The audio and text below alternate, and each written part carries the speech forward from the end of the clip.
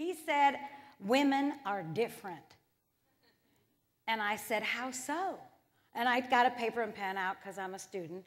And he said, they are different. Their voices are high. They're hard to listen to. They talk more. True. They use so many words. True.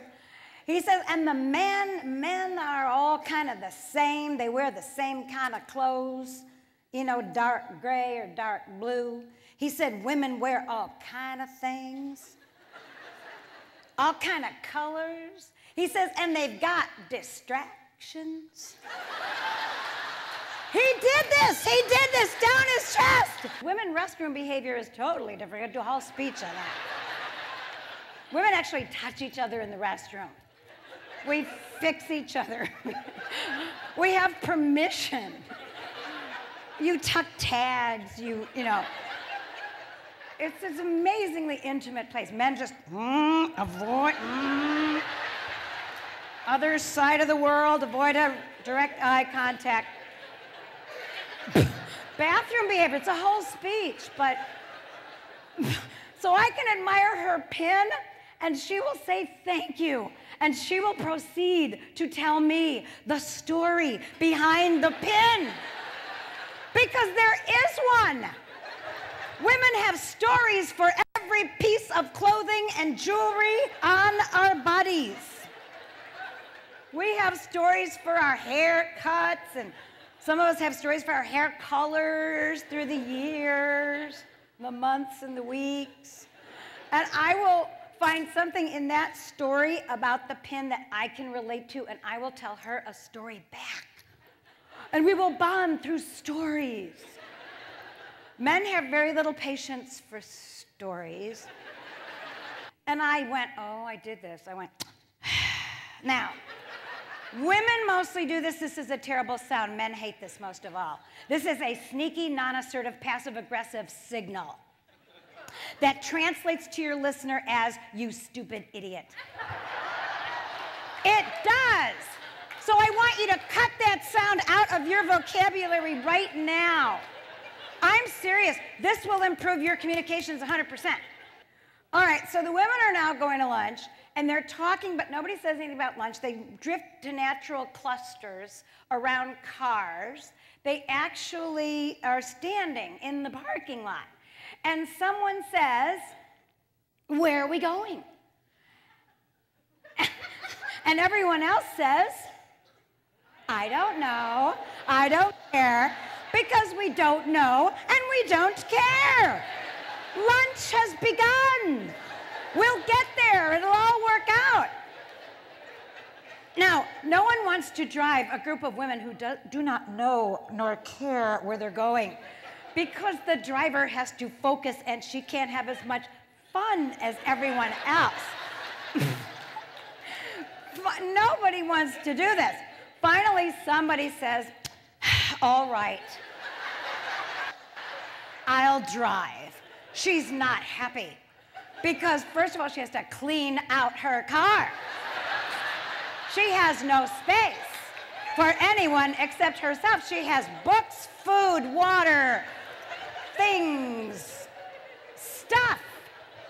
Women nest in their cars. We could live there. If it had a toilet, we could live there. But we have to clear it all out. We were grousing, and we're putting it in the trunk. People are having a wonderful time. The driver, when they get all settled, says, all right, ladies, where are we going? No, but yeah, I don't know. I don't care. Someone takes pity and says, just go. With the hand. With the hand.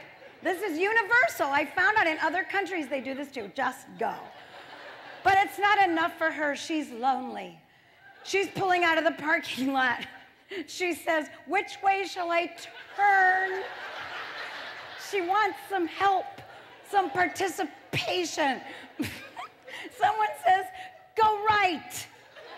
Why? Because it's the easiest way for her to turn. Just shut her up, go, we'll find a place. Someone might say, a woman might say, go left.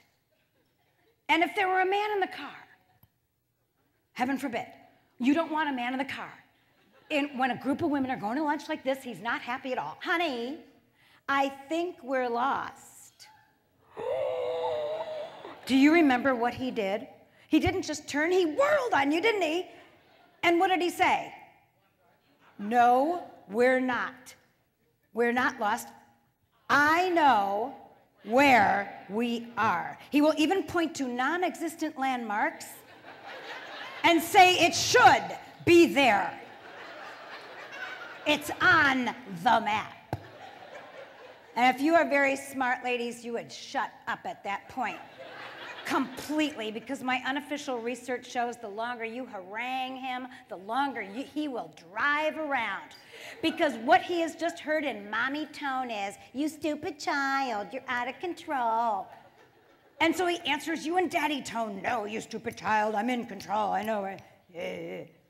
So you can laugh about this stuff or fight about it, can't you? It's just up to you. So he is driving my car and it starts to drizzle.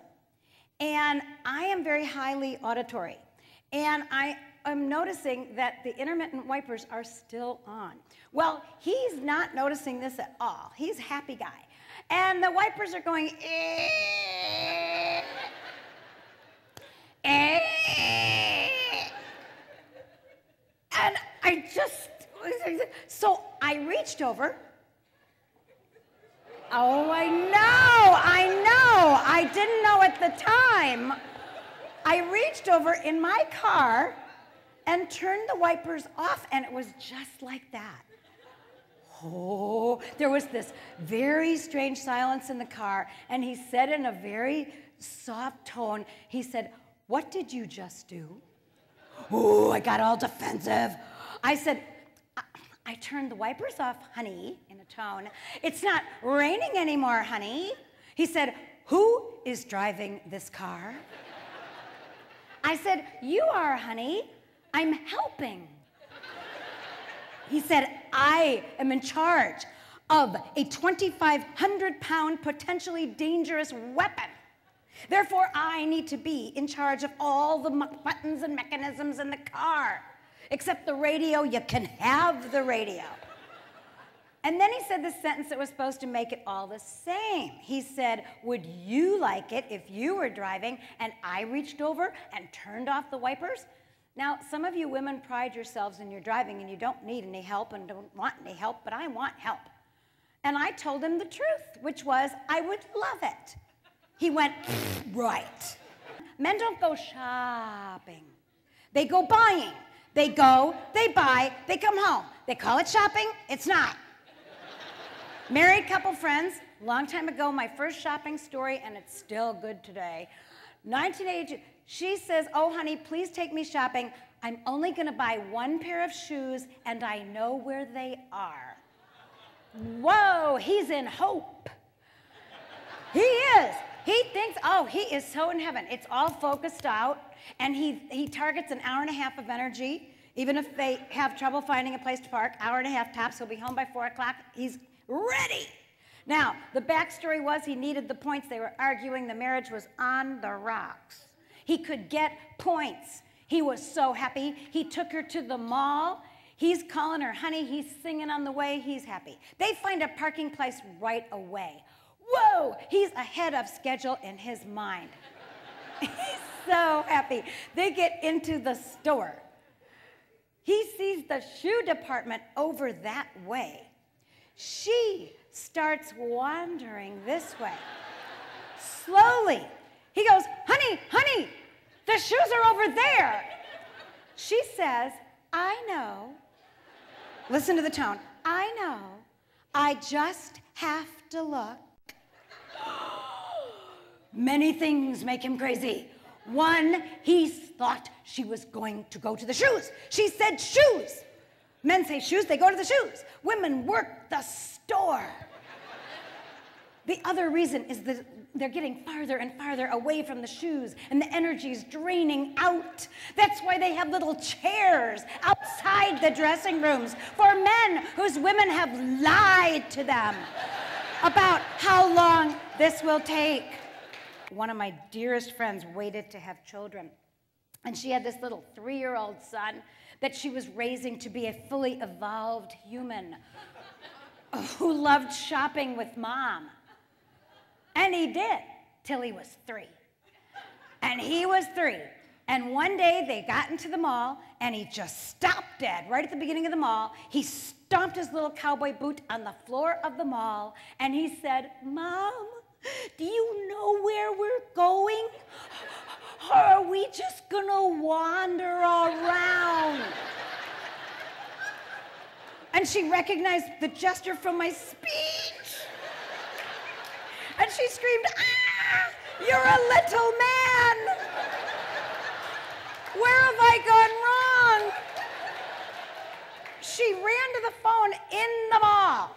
This was before cell phones. She called me and screamed, "It's genetic!" This is a formal purse. How you know it's formal is it is rigid, like its owner. It does not change shape. It doesn't have a mushy bottom.